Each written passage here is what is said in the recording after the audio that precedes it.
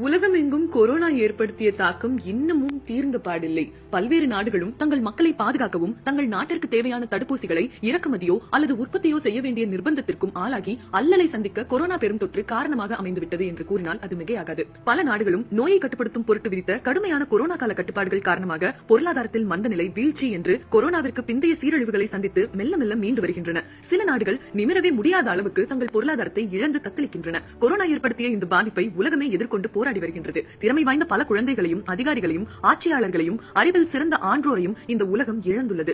இத்தனை நாளாக அவர்கள் நிர்வகித்த பதவிகள், பட்டங்கள், அதிகாரங்கள் மாறி இருக்கின்றன. பள்ளிக்கூட பாடங்கள் எல்லாம் மாறிவிட்டன. உலக வரைபடத்தின் அமைப்பில் கூட மாற்றங்கள் ஏற்பட தொடங்கியுள்ளது. உலகின் பொருளாதாரத்தை வென்றெடுத்த நாடுகளும் கட்டுப்பாட்டில் வைத்திருக்கும் நாடுகளும் கூட இன்று தடுமாறி வருகின்றன. தெற்காசியாவில் இருக்கும் 6 நாடுகளில் கிட்டத்தட்ட எல்லா நாடுகளும் பொருளாதார சிக்கல்களை பெருமளவில் சந்தித்து வருகின்றன.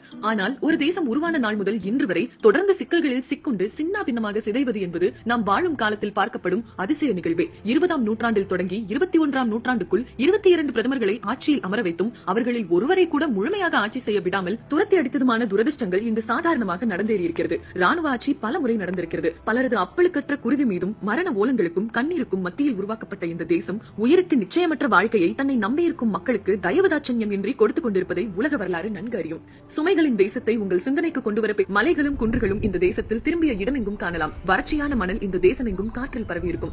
பசுமையை சிறிதும் வறட்சியை நிறையவும் இங்கே பார்க்க இயலும். இந்த பகுதியில் பல தொன்மையான நாகரிகங்கள் தழைத்துள்ளன. அவற்றுள் புதிய கற்காலத்தின் மெகர்கரும் வெண்கல காலத்து சிந்துவெளி நாகரிகமும் குறிப்பிடத்தக்கன. இந்த தேசத்தை தூய்மையான நிலம் என்று அழைக்கின்றார்கள். தூய்மையான நிலம் என்னும் தமிழ் மொழிபெயர்ப்புக்கு இணையான உருது மொழி சொல் பாகிஸ்தான் என்பதாகும். ஆம், நாம் இந்த பருவத்தில் பாகிஸ்தானை குறித்தும் அங்கு சுதந்திர காலம் முதல் இன்று வரை மக்கள் சுமக்கும் தூரங்களை குறித்தும் தான் கேட்க இருக்கின்றோம். வாருங்கள் கேட்போம். அறியாத தகவல்களை தெரிந்து இன்புறுவோம்.